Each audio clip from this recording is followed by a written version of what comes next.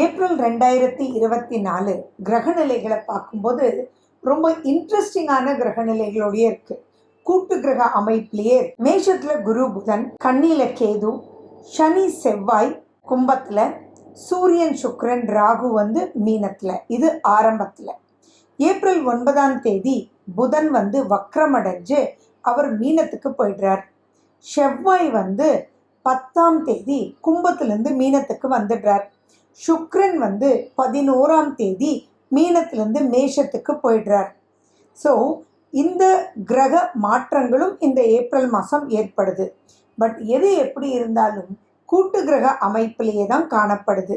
கும்பராசி மற்றும் கும்ப லக்ன அன்பர்களுக்கு இந்த ஏப்ரல் 2024 எப்படி இருக்கும் அப்படின்னா, இது கொஞ்சம் வித்தியாசமான மாதம் அப்படின்றது மைண்டில் வச்சுக்கோங்க. ஏன் இந்த வித்தியாசமான மாதம் அப்படின்றத ஸ்ட்ரெஸ் பண்ணி சொல்கிறேன் அப்படின்னா, இப்போது செவ்வாய் சனி ஜென்ம ராசிலேயே சேர்ந்து இருக்காங்க. அந்த செவ்வாய் 10ஆம் தேதி மீனத்துக்கு போயிடுறார். ஸோ அந்த 9 வரைக்கும் ரொம்ப ரொம்ப ரொம்ப ரொம்ப நீங்கள் ஜாக்கிரதையாக இருக்கணும். அண்ட் அவர் 10 மீனத்துக்கு போனாலும் கூட கொஞ்சம் எச்சரிக்கையாக தான் இருக்கணும் அப்படின்றது மைண்டில் வச்சுக்கோங்க. ஏன்னா உங்களுக்கு சுக்கிரன் 2ஆம் வீட்டில் உச்சம் பெறுறது ஒரு லாபம். ஆனால் செவ்வாய் அங்கே போகும்போது மீனத்திலிருந்து சுக்கிரன் மேஷத்துக்கு போய்டுறார். சரி, இப்படியெல்லாம் பேசாமல் உங்களுக்கு என்ன எப்படின்றது நான் கிளியர் கட்டாக சொல்கிறேன். ஒரே வார்த்தையில் சொல்லணும்னா, இது கலப்பு பலன், கலவையான பலன். ப்ளஸ்ஸும் இருக்குது, மைனஸும் இருக்குது. பட் ஆன் தி ஹோல் பார்த்தீங்கன்னா இது பதட்டமான மாதம். அந்த பதட்டம் அப்படின்றது ரொம்பவே நிறைய விஷயங்களை வேற ஒரு ஆளாக உங்களை காமிச்சிடும். ஸோ பதட்டம் இல்லாமல் வேலை செய்யணும். அந்த பதட்டம்ன்ற ஒரு வார்த்தைக்கு நான் எப்பவுமே சொல்வேன், ஹவு டு ஓவர் கம்ன்றது லாஸ்ட்டில் சொல்கிறேன்னு. ஆனால் உங்களுக்கு இப்போ ஃபஸ்ட்லேயே நான் சொல்கிறேன், தயவு செஞ்சு மெடிடேட் பண்ணுங்க. இப்போ இருந்தே ஸ்டார்ட் பண்ணுங்க. நீங்கள் எப்போ கேட்குறீங்களோ அப்போ இருந்தே ஸ்டார்ட் பண்ணுங்க. மெடிடேஷன் ரொம்ப பெருசாக தெரியலை அப்படின்னா, பாசிட்டிவான இடத்துல உங்கள் வீட்டிலையே நீங்கள் ஒரு விளக்கேற்றிட்டு நல்லா கண்களை மூடி நிதானமாக ஒரு 5 மினிட்ஸ் மனசை லயிச்சு உட்காந்துக்கோங்க. அது போதும். தீபதவம் தெரிஞ்சால் பண்ணுங்க, கண்ணாடி தவம் தெரிஞ்சால் பண்ணுங்க. ஆனால் தயவு செஞ்சு மெடிடேட் பண்ணுங்க. மெடிடேட் பண்ணும்போது ஆட்டோமேட்டிக்காக பதட்டம் குறைஞ்சிடும். ஏன்னா நிறைய விஷயங்கள் நல்லா இருக்கு, ஆனால் பதட்டத்தினால் நிறைய மூட் ஸ்விங்ஸ் வரக்கூடிய வாய்ப்புகள், அந்த மூட் ஸ்விங்ஸ்னால நிறைய பிரச்சனைக்குள்ள மாட்டக்கூடிய அமைப்புகள் உங்களுக்கு இருக்கு. 3ஆம் வீட்டில் உங்களுக்கு குரு பகவான் இருக்கார். அங்கே சூரியனும் போய் சேர போகிறார். அதெல்லாம் ரொம்ப பாசிட்டிவான பீரியட். அப்போது நீங்கள் ஒரு விஷயத்த செலவு பண்ணணும் அப்படின்னா அது கரெக்டான செலவாக என்ன பண்ணுறது அப்படின்னு உங்களுடைய சுப நிகழ்ச்சிகளாக இருக்கட்டும், அதை அந்த சுப நிகழ்ச்சிகளுக்கு பண்ணும்போது எதை எப்படி பண்ணணும்னு சொல்லி கொடுக்கறதுக்கும் இருக்குது.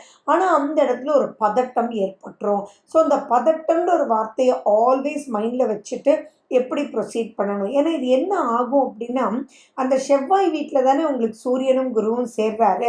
அப்போ சொல்கிறவங்க, ஏன்பா நியாயமாப்பா, உனக்கு இருக்குன்ட்டு இவ்வளவா நீ பண்ணுவ, இல்லை டூ மச்சுப்பா அப்படின்னு சொல்லிட்டு உங்களுக்கு வழி சொல்லுவாங்க. ஸோ அப்போ ஆப்போசிட்டாக இருக்கிறவங்க எந்த ஒரு விஷயத்தையும் டவுட்ஃபுல்லாகவே பதட்டத்தோட ஏதோ ஒரு பயத்தை உருவாக்குற மாதிரி உங்களுக்கு சொல்லுவாங்க. அப்போது ஒவ்வொரு விஷயமா நம்ம பார்த்தாலும் குழந்தைங்க எஜுகேஷன்னு சொல்லும்போது, இது மட்டும் நீ சரியாக எழுதலை, முடிஞ்சது போ அப்படின்னு யாரோ சொல்கிறது கேட்கும் காதில். அதை நினச்சிட்டு பதட்டத்தில் ஆட்டோமேட்டிக்காக தப்பான ஒரு எக்ஸாமுக்கு ப்ரிப்பேர் ஆகி போயிடுவாங்க. அல்லது முக்கியமாக பென்சிலை மறந்து வச்சுட்டு போயிடுவாங்க. இந்த மாதிரி விஷயங்கள், ஷார்ப்னரை மறந்துடுவாங்க. சில்லியாக தப்பு பண்ணக்கூடிய ஒரு எலிமெண்ட்ஸ் இருக்கும். ஸோ அப்போ குழந்தைங்களுக்கு என்ன வேணும்? பதட்டமே இல்லாமல் நிதானமாக. அப்போ அதுக்கு ரொம்ப முக்கியம், ஆக்சிஜன் லெவலை உங்களுக்குள்ள நல்ல அருமையாக வச்சுக்கோங்க. ஹீட்டை பேலன்ஸ் பண்ணி வச்சுக்கோங்க. நிறைய தண்ணி குடிங்க, ஜீரக தண்ணி குடிங்க, ஃப்ரூட்ஸ் சாப்பிடுங்க, வெள்ளரிக்காய் சாப்பிடுங்க, வெள்ளை பூசணிக்காய் ஜூஸ் குடிங்க. இந்த மாதிரி நான் சொல்லிகிட்டே போகலாம். நீங்கள் உங்களை பதட்டத்தை குறைக்கிறதுக்கு என்ன பண்ணணுமோ அதை வந்து நீங்கள் பண்ணிக்கோங்க. கால்களை நல்லா ரிலாக்ஸ்டாக வச்சுக்கோங்க. தடுமாறி விழுந்துடாதீங்க. இப்போ நிறைய பேர் விழறதுக்கு வாய்ப்புகள் உண்டு. மசில், போன்ஸ் இதெல்லாம் ரொம்ப கேர்ஃபுல்லாக இருக்கணும். ஃப்ராக்சர் ஆகிறதுக்கு சான்சஸ் இருக்குது. அது எந்த ஏஜ் குரூப்பாக இருந்தாலும் சரி. அதுலேயும் பார்த்தீங்கன்னா தசா புத்தி நல்லா இல்லை அப்படின்னா அது ரொம்ப பெரிய ஆக்சிடெண்ட்டாக போகிறதுக்கும் வாய்ப்புகள் இருக்குது. ஸோ இது எப்படி ஆகுன்னா, குழந்தைங்கள பொறுத்த அளவுக்கு ஒரு அவுட் ஆஃப் ஃபோக்கஸ் ஆகிடும்னு வச்சுக்கோங்களேன். அவங்க வந்து அப்படி டக்குன்னு நின்று போயிடுவாங்க. ஃபார் எக்ஸாம்பிள், அவங்க வந்து மேக்ஸ் எக்ஸாமுக்கு ஜாமெட்ரி பாக்ஸே மறந்து போயிட்டாங்க. அது அப்படியே அவங்கள நிற்க வச்சிடும்.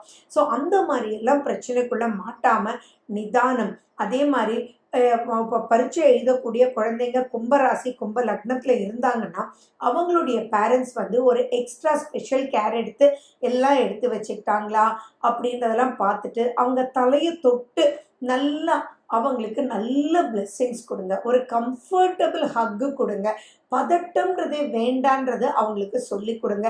நீங்கள் கொடுக்குற உணவில் கொஞ்சம் காரம், புளி எல்லாம் கம்மி பண்ணுங்க. அதெல்லாம் பண்ணும்போது சாஃப்ட் ஃபுட்ஸு கொடுங்க.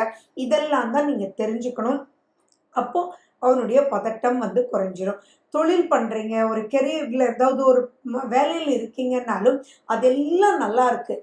பிஸ்னஸ் நல்லா இருக்கும், ஃபினான்ஸ் நல்லா வரும். ஆனால் ஏதோ ஒரு பயம், ஒரு டவுட். ஆர்டர் எடுத்துட்டோமே, வரலன்னா என்ன பண்ணுறது, வரலன்னா என்ன பண்ணுறது, வரலன்னா என்ன பண்ணுறது அப்படின்னு உங்களுக்குள்ளே ஒரு பயம் இருக்கும். ஸோ அந்த பயத்தை போக்கிருங்க, தட்டி விட்டுருங்க. அதுதான் ரொம்ப முக்கியம். அதே மாதிரி சுப நிகழ்ச்சிகள் நிறைய கும்பராசி கும்ப லக்னக்காரங்களுக்கு காமிக்குது.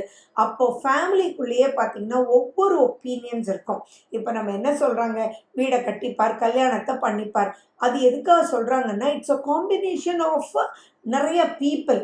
அந்த இடத்துல பதட்டம் அதிகமாக வரும். ஒய்ஃப் ஒன்று சொல்லுவாங்க, குழந்தைங்க ஒன்று சொல்லுவாங்க, ஒருத்தர் ஆரஞ்சு கலரும்பாங்க, ஒருத்தர் பிளாக் கலரும்பாங்க. இந்த மாதிரி எது எடுத்தாலுமே கான்ட்ரவர்சிஸ் வரும். அந்த கான்ட்ரவர்சிஸை ஸ்மூத்தாக எடுத்துகிட்டு போகிறதுக்கு தான் சனி செவ்வாய் ஜென்மத்தில் சேர்ந்து உங்களை ட்ரெயின் பண்ண போகிறாங்க. ஸோ அங்கே பதட்டம் வேண்டாம். எல்லாத்தையும் கேட்டுட்டு நீங்கள் வந்து டயர்டாகாமல், இந்த வார்த்தை ரொம்ப முக்கியம், டயர்டு மட்டும் இப்போ ஆகிட்டு சோம்பேறித்தனத்தை உள்ளே கொண்டு வந்துட்டிங்கன்னா எல்லா விஷயமும் மைனஸ் ஆகிடும். So alert alert alert. அதுக்கு நீங்கள் பண்ண வேண்டியது எக்ஸசைஸ் பண்ணுங்கள், சூரிய நமஸ்காரம் பண்ணுங்கள். அது உங்களுக்கு பெரும் அளவில் உங்களுடைய கெரியரில் எந்த ப்ராப்ளம் வராமலும் உங்களுடைய தொழிலில் எந்த ப்ராப்ளம் வராமலும் உங்களுக்கு வந்து பாதுகாக்கும். அதே மாதிரி ரொம்ப ரொம்ப கேர்ஃபுல்லாக இருக்க வேண்டியது என்னென்னா, இப்போ என்டர்டெயின்மெண்ட்ஸும் வரும், அதே சமயம் போகணும்னு தெரியும், போகணும்னு விருப்பம் இருக்கும், ஆனால் டயர்டு வந்துடும். ஒரு மிக்சடான இது ஒரு பதட்டமான ஒரு காலம். ஃபைனலி பார்த்திங்கன்னா ஒரு விரக்தி ஏற்பட்டுரும். இந்த மந்த்தை மற்றும் நீங்கள் கரெக்டாக மேனேஜ் பண்ணலை அப்படின்னா அது யாராக இருந்தாலும் ஒரு விரக்தின்றது வந்துடும். இதை எப்படி பேலன்ஸ் பண்ணுறதுன்றது நான் சொல்கிறேன். கொஞ்சம் கூட கவலைப்பட வேண்டாம்.